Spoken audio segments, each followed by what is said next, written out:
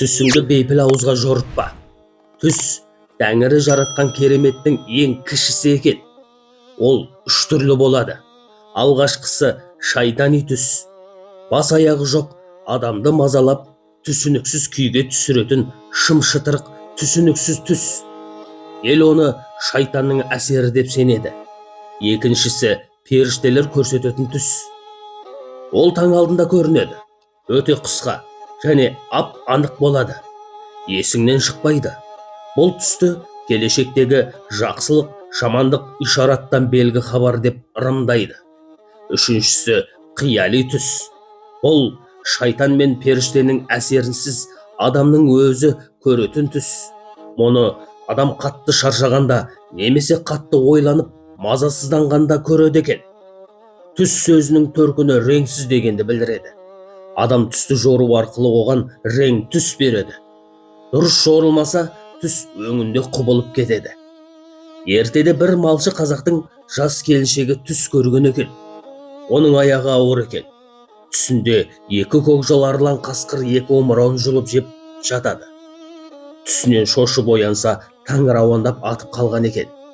Орнынан тұрған жас келіншек байыз таппай, түсімді жорта қояйыншы деп, жақын маңдағы бір белдің астында отыратын түс жоритын бір қарияның үйіне келеді. Қария мал өрістетіп үйінен шығып кеткен екен. Қарияның үйде қалған кемпірі жас келіншектен «Не бұйымтайың бар?» деп сұрайды. Келіншек көрген түсін жорытқалы келгенін айтады.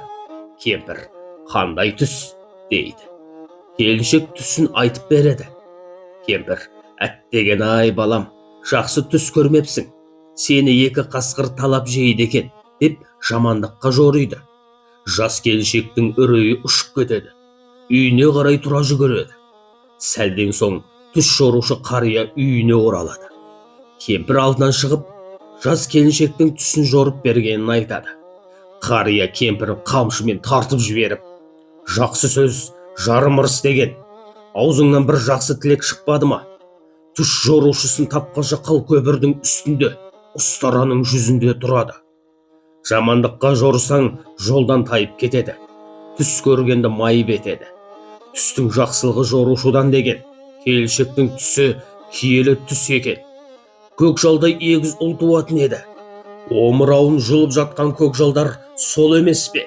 деп атына мініп, келіншектің ізінен қуып кетеді. Жолда әлгі жас келіншектің өліп жатқанын көреді. Екі омырауын екі қасқыр жеп жатыр екен. Қарт өкініштен күрсінгенде қолындағы қамшысы сынып кетіпті. Осыдан бастап түсті бейпіл ауыз адамға жорытпа деген ырым шығыпты.